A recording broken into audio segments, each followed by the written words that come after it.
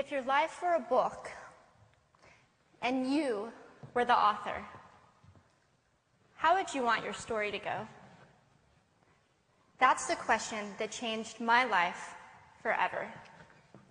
Growing up in the hot Las Vegas desert, all I wanted was to be free.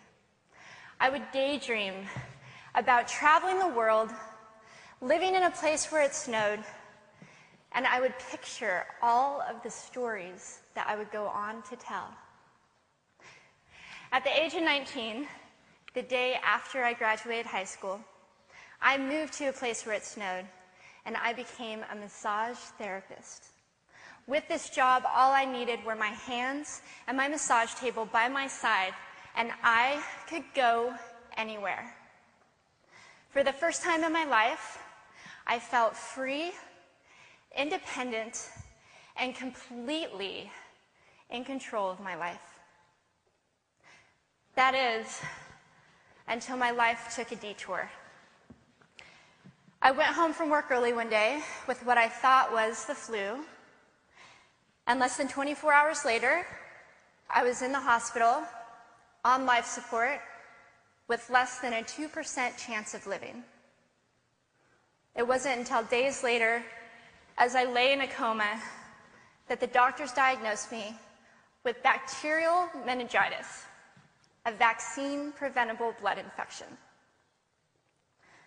Over the course of 2.5 months, I lost my spleen, my kidneys, the hearing in my left ear, and both of my legs below the knee. When my parents wheeled me out of the hospital, I felt like I had been pieced back together like a patchwork doll.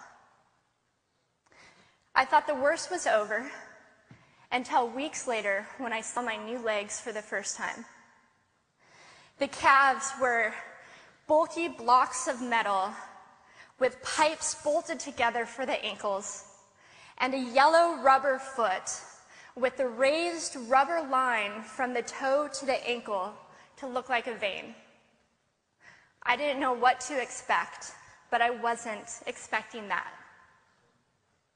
With my mom by my side and tears streaming down our faces, I strapped on these chunky legs and I stood up. They were so painful and so confining that all I could think was, how am I ever going to travel the world in these things? How was I ever going to live the life full of adventure and stories as I always wanted? And how was I going to snowboard again?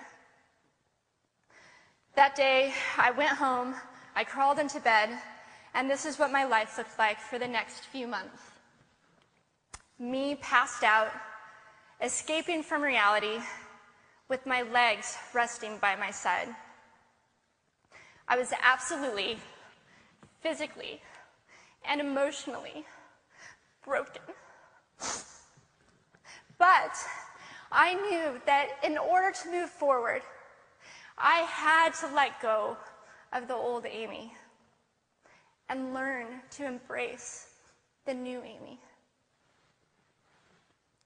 And that is when it dawned on me that I didn't have to be 5'5" anymore.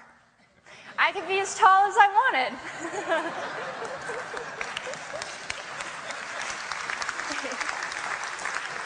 Or as short as I wanted, depending on who I was dating.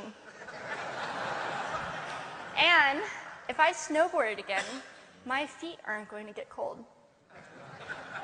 And best of all, I thought, I can make my feet the size of all the shoes that are on the sales rack. And I did. So there were benefits here. It was this moment that I asked myself that life-defining question. If my life were a book and I were the author, how would I want this story to go? And I began to daydream. I daydreamed like I did as a little girl. And I imagined myself walking gracefully, helping other people through my journey, and snowboarding again. And I didn't just see myself carving down a mountain of powder, I could actually feel it. I could feel the wind against my face and the beat of my racing heart as if it were happening in that very moment. And that is when a new chapter in my life began. 4 months later, I was back up on a snowboard, although things didn't go quite as expected. My knees and my ankles wouldn't bend, and at one point, I traumatized all the skiers on the chairlift when I fell, and my legs, still attached to my snowboard, went flying down the mountain. And I was on top of the mountain still. I was so shocked. I was just as shocked as everybody else, and I was so discouraged, but I knew that if I could find the right pair of feet, that I would be able to do this again. And this is when I learned that our borders and our obstacles can only do two things. One, stop us in our tracks, or two, force us to get creative. I did a year of research, still couldn't figure out what kind of legs to use, couldn't find any resources that could help me. So I decided to make a pair myself. My leg maker and I put random parts together, and we made a pair of feet that I could snowboard in. As you can see, rusted bolts, rubber, wood, and neon pink duct tape. And yes, I can change my toenail polish. It was these legs and the best 21st birthday gift I could ever receive, a new kidney from my dad, that allowed me to follow my dreams again.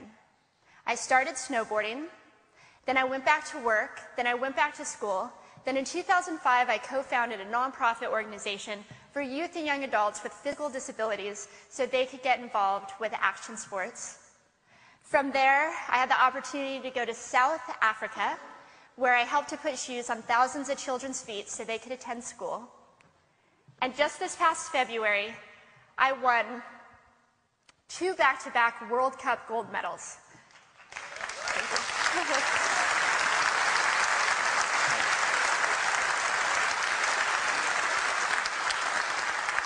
Which made me the highest-ranked adaptive female snowboarder in the world. 11 years ago, when I lost my legs, I had no idea what to expect. But if you asked me today if I would ever want to change my situation, I would have to say no. Because my legs haven't disabled me. If anything, they've enabled me. They've forced me to rely on my imagination and to believe in the possibilities. And that's why I believe that our imaginations can be used as tools for breaking through borders. Because in our minds, we can do anything, and we can be anything. It's believing in those dreams and facing our fears head on that allows us to live our lives beyond our limits. And although today is about innovation without borders, I have to say that in my life, innovation has only been possible because of my borders. I've learned that borders are where the actual ends, but also where the imagination and the story begins. So the thought that I would like to challenge you with today is that maybe instead of looking at our challenges and our limitations as something negative or bad, we can begin to look at them as blessings. Magnificent gifts that can be used to ignite our imaginations and help us go further than we ever knew we could go. It's not about breaking down borders. It's about pushing off of them and seeing what amazing places they might bring us. Thank you.